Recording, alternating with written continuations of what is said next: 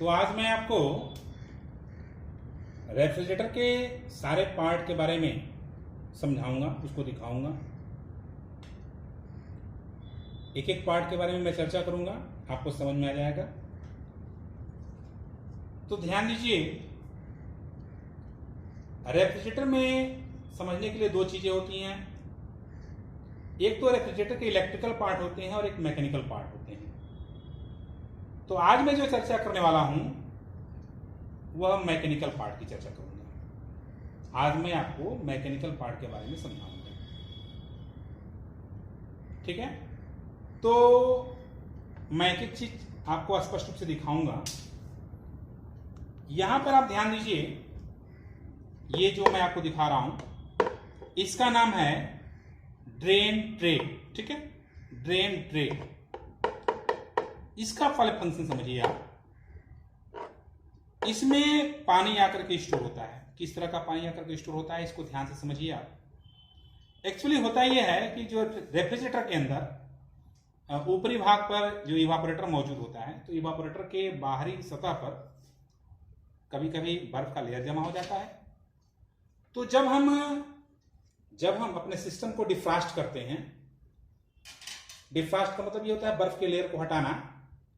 तो किसी किसी रेफ्रिजरेटर में मैनुअल डिफ्रास्टिंग होता है, किसी किसी रेफ्रिजरेटर में ऑटोमेटिक डिफ्रास्टिंग होता है। तो इसकी चर्चा हम बाद में कर लेंगे। फिलहाल समझिए आप, किसी भी माध्यम से यदि आपका रेफ्रिजरेटर डिफ्रास्ट हो रहा है तो फिर इवापोरेटर के ऊपर का जो बर्फ का लेयर जमा हुआ था वह बर्फ का लेयर पिघल करके पानी का रूप ले लेगा,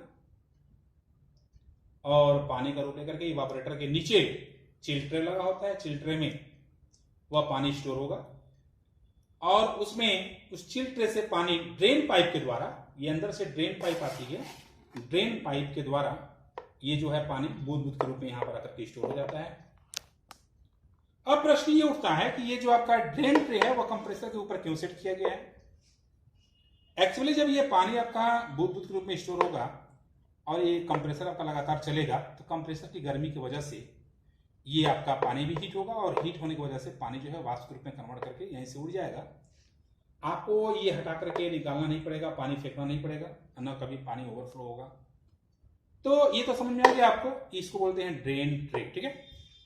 अब चूंकि और भी सारा पार्ट हमको दिखाना है, तो मैं आपको ये ड्रेन ट्रे थोड़ा सा हटा दूं, उसके बाद से मैं आपको सब स्पष्ट रूप से दिखा दे रहा हूं। यहां पर ये स्क्रू लगा हुआ है, ये मैंने स्क्रू ये खोल दिया, और ये देखिए आपका ड्रेन ट्रे हट गया। अब ध्यान दीजिए, अब आपको सारे पार्ट स्पष्ट रूप से दिख रहे होंगे। ये आपका जो पार्ट है, ये ध्यान दीजिएगा, ये कंप्रेसर है, रेसिप्रोकेटिंग टाइप का हर्मेटिक कंप्रेसर है। तो ये कंप्रेसर का काम क्या है? कंप्रेस करना। ये जो है कंप्रेस करता है, गैस को कंप्रेस करता है। अब इसको स्पष्ट रूप से समझिए आप। इस कंप्रेसर में आप देख रहे हैं 3 लाइनें स्पष्ट रूप से दिखाई दे रही हैं। ये आपका चार्ज लाइन है, ये आपका डिस्चार्ज लाइन है, और ये आपका सक्शन लाइन है। समझ में आ गया होगा। ये चार्ज लाइन आप ध्यान से देखिए, तो इस चार्ज लाइन देखिए यहां पर किनारे के साइड में यह पंच किया गया है। इसका काम क्या होता है? जब आपको इन द रेयर केस अगर बाय द वे गैस आपको चार्ज करना पड़ जाए या ऑयल चार्ज करना पड़ जाए, तो आप क्या करेंगे, यहां से इसको कट करेंगे, और कट करने के बाद से इसमें आप एनआरवी वाल्व जोड़ेंगे। नॉन रिटर्न वाल्व कहा जाता है उसको, और उस एनआरवी वाल्व के द्वारा ही आप जो है गैस चार्ज करेंगे। गैस चार्ज करने का क्या तरीका होता है, क्या तरीका होगा, इसका प्रोसेस भी बहुत लंबा है, उसका अलग वीडियो होगा। फिलहाल समझिए, ये जो लाइन है वह यूज होता है गैस चार्जिंग के लिए या ऑयल चार्ज करने के लिए। कंप्रेसर में ऑयल भी होता है, तो अगर ऑयल भी कम हो गया तो आप यहां से ऑयल चार्ज करेंगे। ऑयल चार्ज करने का क्या तरीका होता है और गैस चार्ज करने का क्या तरीका होता है, इस दोनों का वीडियो लंबा होगा, इसको हम आगे अगले के वीडियो में इसको समझाऊंगा। फिलहाल आप समझिए ये जो लाइन आ रही है इसके बारे में। यहां ध्यान दीजिएगा, ये जो लाइन आ रही है वो कहां से आ रही है? ये लाइन आ रही है इवापोरेटर से, इवापोरेटर से लाइन आ रही है, इसको बोलते हैं सक्शन लाइन, ठीक है। तो ये क्या करता है, कंप्रेसर क्या करता है कि इवापोरेटर से वेपर रेफ्रिजरेंट को सक्शन करता है, कंप्रेस करके और डिस्चार्ज लाइन के द्वारा कंडेंसर में भेज देता है। तो यहां से जो है वेपर रेफ्रिजरेंट सक्शन होता है और सक्शन होकर के ये जाएगा कंप्रेसर में और फिर कंप्रेसर कंप्रेस करके दबाव के साथ ये जो है यहां से कंडेंसर में भेज देगा। इस लाइन को यदि आप टच करेंगे, जब ये फ्रिज चलेगा तो इस लाइन को टच करेंगे तो आपको ये ठंडे का आभास होगा और इस लाइन को टच करेंगे तो गर्मी का आभास होगा। यहां पर प्रेशर आपका जो है लो रहता है, यहां पर टेम्परेचर लो रहता है, प्रेशर भी लो रहेगा और यहां पर जो है आपका प्रेशर भी हाई हो जाएगा और टेम्परेचर भी हाई हो जाएगा। तो ये आपको समझ में आ गया होगा, ठीक है। अब आप समझिए, जब ये जो लाइन कंडेंसर में जा रहा है तो कंडेंसर किसी रेफ्रिजरेटर में कंडेंसर फ्रिज के पीछे लगा होता है और किसी रेफ्रिजरेटर में कंडेंसर जो है फ्रिज के बॉडी में दाएं और बाएं बाजू में सेट रहता है, दाएं और बाएं तरफ सेट रहता है। तो हमारे जो ये रेफ्रिजरेटर है इसमें दाएं साइड में और बाएं साइड में एक कंडेंसर इनबिल्ट किया गया है। तो इसको प्लेट टाइप का कंडेंसर कहा जाता है और जो पीछे लगाता है वह वायर मेश टाइप का कंडेंसर होता है। कंडेंसर कितने प्रकार का होता है इसकी चर्चा भी हम अलग से एक वीडियो बनाकर करेंगे। तो मैं आपको समझा रहा हूं, कंडेंसर में कंडेंसेशन की क्रिया होती है। कंडेंसेशन का मतलब समझ ही रहे हैं, वाष्प रूपी रेफ्रिजरेंट द्रव रूप में कन्वर्ट हो जाता है।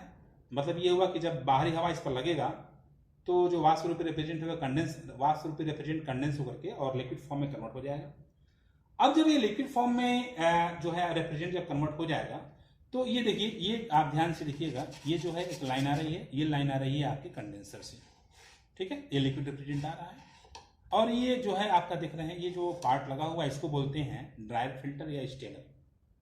ये क्या करता है, ये क्या करता है, जो लिक्विड रेफ्रिजरेंट है उसकी नमी को एब्जॉर्ब करता है और उसको छानता भी है, मतलब फिल्टर का भी काम करता है और उसके नमी को एब्जॉर्ब करता है और शुद्ध रूप से लिक्विड रेफ्रिजरेंट को ये कैपिलरी ट्यूब के द्वारा, देख रहे हैं आप, ये पतला सा जो ट्यूब देख रहे हैं, ये कैपिलरी ट्यूब के द्वारा ये लिक्विड रेफ्रिजरेंट दोबारा जो है इवापोरेटर में चल जाएगा। तो समझ में आ गया होगा आपको। तो ये सब जो है इसके मैकेनिकल पार्ट है। अब ये देखिए इलेक्ट्रिकल पार्ट की चर्चा बाद में करेंगे, फिलहाल थोड़ा सा मैं समझा दूं। देखिए जैसे ये वायर है, ये वायर यहाँ पर आकर के टर्मिनल बॉक्स में जुड़ा हुआ है और टर्मिनल बॉक्स में से ये वायर अंदर भी गया है, फिर यहाँ भी आया हुआ है। इसका वीडियो हम अलग से बनाएंगे। अब ये ध्यान दीजिएगा, कंप्रेसर जो है ये आपका कंप्रेसर देखिए यहाँ पर ये नट बोल्ट से सेट किया गया है और ये नीचे जो है ये रबड़ का ग्रोमेट लगा हुआ है, ग्रोमेट बोलते हैं इसको। ये इसलिए लगा होता है कि ये वाइब्रेट करता है ना, तो जब वाइब्रेट करेगा तो फ्रिज आपका हिले नहीं, तो ये उसको एडजस्ट कर लेगा, ठीक है। तो ये आपका ग्रोमेट है, नट बोल्ट है, इसको सेट किया गया हो, तो इसको आपको समझ में आ गया होगा, ठीक है। अब जो है मैं आपको कंडेंसर दिखा दे रहा हूँ कि कंडेंसर कैसा होता है। तो हमारे जो रेफ्रिजरेटर में कंडेंसर है वो प्लेट टाइप का कंडेंसर है। प्लेट टाइप कंडेंसर क्या होता है अब हम उसको दिखाने जा रहे हैं। ये देखिए, ये आपका रेफ्रिजरेटर का बॉडी है। तो ये बॉडी में अंदर की तरफ जो है कंडेंसर सेट किया गया है, प्लेट टाइप का कंडेंसर है। और किसी फ्रिज में आपने पीछे देखा होगा, ये पीछे कंडेंसर लगा होता है।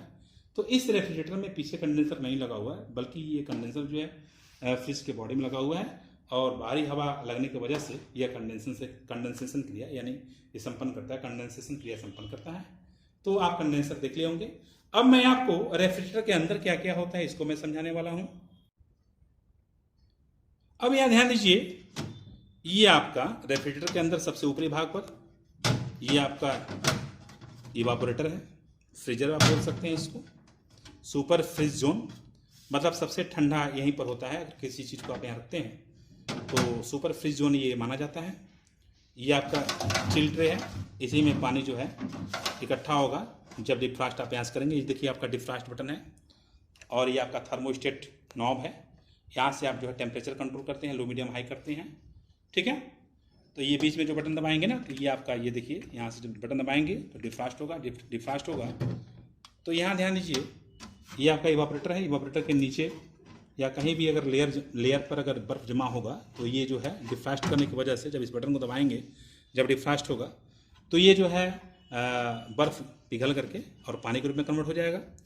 पानी जो है इसमें इकट्ठा होगा और आप ध्यान से देखिएगा, ये आपका यहाँ से कुप्पी लगा हुआ है और इसी कुप्पी के द्वारा, ठीक है, इसी कुप्पी के द्वारा जो है कुप्पी यहाँ लगा हुआ है, देखिए ध्यान से, यहाँ कुप्पी लगा हुआ है और इसी कुप्पी के द्वारा जो है ये पानी स्टोर होकर के और पीछे से ड्रेन पाइप के द्वारा ड्रेन ट्रे में चला जाएगा।